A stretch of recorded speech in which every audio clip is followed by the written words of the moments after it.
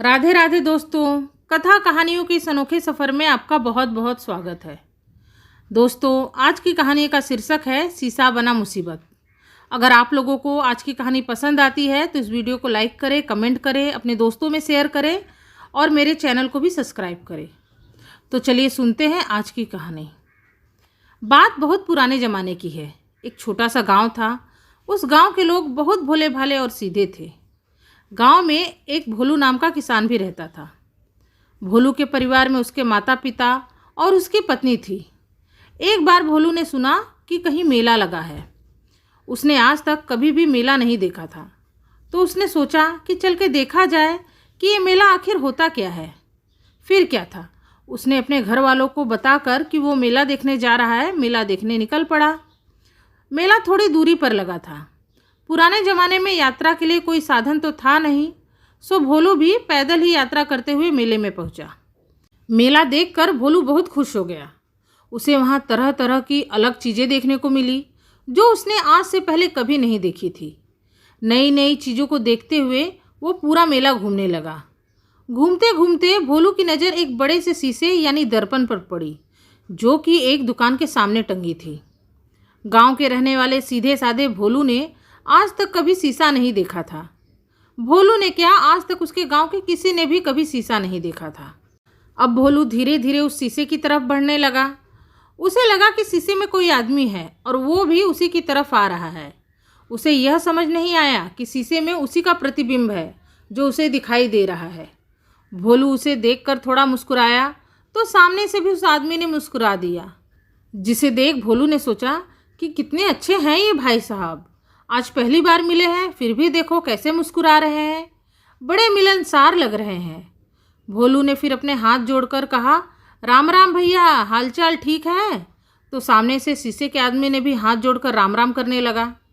भोलू ने मन ही मन कहा, देखो कितने प्रेम से राम राम बोल रहे हैं ये भाई साहब। भोलू शीशे को ही देख रहा था, तभी दुकानदार ने उससे पूछा, भाई खरीदना चाहते हो? तो भोलू ने हैरान होते हुए कहा, क्या ये भाई साहब बेचने के लिए यहाँ खड़ा किया है? भोलू की बात सुनकर दुकानदार समझ गया कि भोलू ने आज पहली बार ही शीशा देखा है। उसने कहा, हाँ भाई, बेचना ही है। तुम खरीदना चाहते हो तो सस्ते में दे दूंगा। अब दुकानदार को तो बस पैसे से मतलब था। अब चाहे कोई शीशे को शीशा समझकर खरीदे या भाई साहब। भोलू ने खुशी खुशी वो शीशा खरीद लिया और दुकानदार से पूछा कि ये भाई साहब ऐसे ही रहते हैं या कुछ खाते पीते भी हैं? दुकानदार ने कहा, जब तुम खाओगे तब ये भी खा लेंगे, बस ध्यान देना कि कभी ये गिरने ना पाए। अगर गिर गए तो चले जाएंगे, फिर वापस नहीं आएंगे। भोलू अब खुशी खुशी अपने भाई साहब को लेकर अपने घर की तरफ चल पड़ा। वो मन ही मन बहुत खुश था कि इतने सस्ते में इतने अच्छे भाई साहब मिल गए। घर पहुंचकर भोलू ने उस शीशे को ले जाकर अपनी बैठक में टांग दिया और कहा, भाई साहब, आप बिल्कुल भी चिंता मत करिएगा, आराम से रहिएगा, आपको कोई परेशानी नहीं होगी। अब भोलू दिन भर में कई बार बैठक में जा जाकर अपने भाई साहब का हालचाल पूछता रहता। अगर उसे कुछ खाना पीना होता तो उसे भी ले जाकर बैठक में ही खाता। कभी कभी तो रात में भी अपने भाई साहब से बातें करते करते वहीं सो जाता। भोलू का बदला व्यवहार देखकर भोलू की पत्नी बड़ी परेशान हुई, पर उसे कुछ समझ नहीं आया। भोलू को बार बार बैठक में जाते देख उसने सोचा कि जाकर देखना होगा कि आखिर बैठक में ऐसा क्या है कि उसका पति दिन रात वहीं पड़ा रहता है। एक दिन जब भोलू खेतों पर चला गया तो उसकी पत्नी भी बैठक खोलकर अंदर चली गई। उसकी नज़र जब शीशे पर गई तो उसने देखा कि एक सुंदर सी स्त्री उसे ही घूर रही थी। भोलू की पत्नी ने उसे और ज़्यादा गुस्से से देखते हुए उसे अपना मुक्का दिखाया, तो वो स्त्री भी उसे अपना मुक्का दिखाने लगी। भोलू की पत्नी ने गुस्से में कहा कि अब मैं समझी, तो तू ही है वो कलमुही मेरी सौतन, जिसकी वजह से मेरा पति दिन भर इस बैठक में बैठा रहता है। मैं भी देखती हूँ तू कैसे मेरे इस घर में रहती है। इतना कहकर भोलू की पत्नी रोते हुए जाके घर के आंगन में बैठ गई और ज़ोर ज़ोर से रोते हुए चिल्लाने लगी, हे भगवान, मेरा पति मेरे लिए सौतन ले आया, अब मैं क्या करूँ? अब मैं इस घर में नहीं रहूँगी, जहर खा लूँगी, कुएं में कूद जाऊँगी, अरे फांसी लगा लूँगी, पर इस घर में अब नहीं रहूँगी। उसका रोना चिल्लाना जब उसकी सास ने सुना तो भागते हुए उसके पास आ गई और पूछने लगी, अरे बहू, क्या हो गया? तुम इतना क्यों रो रही हो? बहू ने कहा, आपका बेटा मेरे लिए सौतन ले आया, अब मैं रोऊं ना तो क्या करूं? सास ने कहा, क्या बोल रही हो, मेरा बेटा ऐसा नहीं करेगा। बहू बोली, भरोसा नहीं है तो जाके बैठक में खुद ही देख लो, बैठक में एक सुंदर सी स्त्री लाकर रखा हुआ है। अब सास हैरान परेशान बैठक में गई, देखने की ऐसा कौन है जिसके कारण मेरे घर में कलह मचा हुआ है। अंदर जाकर जब उसने शीशे को देखा तो जोर से हंसने लगी। फिर बोली, अरे आप आई हैं बहन जी, नमस्ते। मेरी बहू ने आपको गलत समझ लिया, अभी आती हूँ उसको समझाकर। फिर अपनी बहू के पास जाकर बोली, अरे मेरी भोली बहू, तू कितनी नादान है जो उस बुढ़िया को अपनी सौत कह रही है। क्या मेरा बेटा एक बुढ़िया से ब्याह करेगा?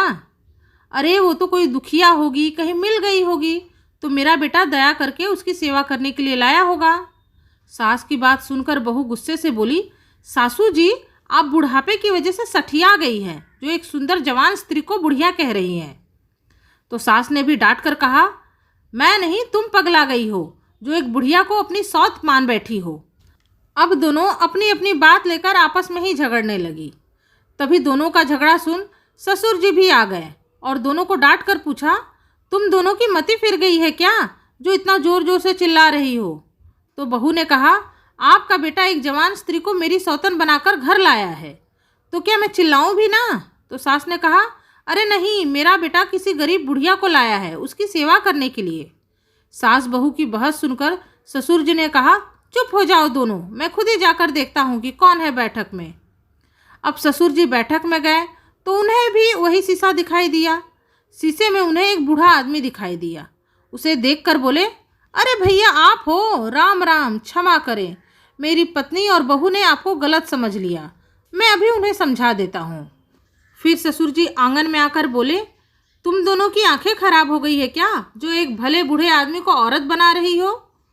बैठक में तो मेरी उम्र के एक बूढ़ऊ बैठे हैं, मेरा बेटा उन्हें किसी काम से लाया होगा।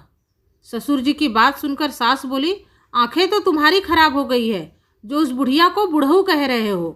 तो बहू बोली, कोई बुढ़िया या बुढ़ऊ नहीं है, एक जवान स्त्री है जिसे आपका बेटा मेरी सौतन बनाकर लाया है। अपने बेटे की करतूत छुपाने के लिए आप दोनों ही ढोंग रचा रहे हैं और मुझे मूर्ख बना रहे हैं, पर मैं भी देखती हूँ कैसे वो कलमुही इस घर में रहती है, मैं अभी धक्के मारकर उसे घर से बाहर निकालती हूँ। ऐसा कहकर वो बैठक में चली जाती है। सास ससुर भी उसके पीछे पीछे चिल्लाते हुए जाते हैं, अरे बहू, मेहमान तो भगवान होते हैं, उनका अपमान नहीं करते हैं, जरा उनकी उम्र का ख्याल करो। अब वो तीनों बैठक में शीशे के अगल बगल खड़े हो शीशे को पकड़कर अपनी अपनी बातें दोहराने लगे। उतने में भोलू भी खेत से लौट आया और तीनों को शीशे के पास देखकर बोला, अरे आप लोगों ने मेरे भाई साहब को क्यों पकड़ रखा है?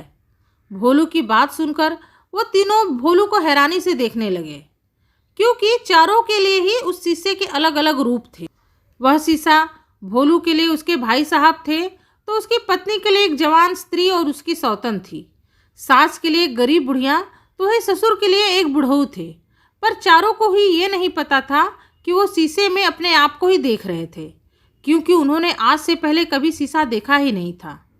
चारों की आपस में बहस और छीना झिपटी से वह शीशा नीचे गिर गया और उसके टुकड़े टुकड़े हो गए। अब चारों ने जब सभी टुकड़ों को देखा तो उन्हें अलग अलग टुकड़ों में अलग अलग आदमी और औरत दिखाई देने लगे। तो चारों को लगा कि ये तो एक ही आदमी है जो सबके अलग अलग रूप ले लेता है। अब चारों घबराने लगे। सास ने कहा, अरे ये तो छलावे वाला भूत है, इसे जल्दी से घर से बाहर निकालो। फिर भोलू ने जल्दी जल्दी उन शीशे के टुकड़ों को बटोरकर एक झोले में भरा और गांव से दूर ले जाकर एक नदी में फेंक दिया। फिर वो जब घर लौटा तो उसके पिता ने पूछा कि छलावे को दूर फेंक दिया? तो उसने कहा, हाँ, मैंने छलावे को इतनी दूर फेंक दिया है कि वो कभी भी वापस लौटकर नहीं आएगा। जिसे सुनकर बाकी के घर वालों ने चैन की सांस ली और कहा कि जान बची तो लाखों पाए। तो देखा दोस्तों आपने कि कैसे एक शीशा भोलू और उसके परिवार के लिए मुसीबत बन गया। उम्मीद है आप लोगों को ये कहानी सुनकर मज़ा आया होगा और ये कहानी पसंद भी आई होगी। अगर कहानी पसंद आई है तो इस वीडियो को लाइक करिएगा, कमेंट करिएगा, अपने दोस्तों में शेयर करिएगा और मेरे चैनल को भी ज़रूर सब्सक्राइब करिएगा। आपसे मिलूँगी अपने अगले वीडियो में एक नई किसी कथा कहानी के साथ। तब तक के लिए राधे राधे, धन्यवाद।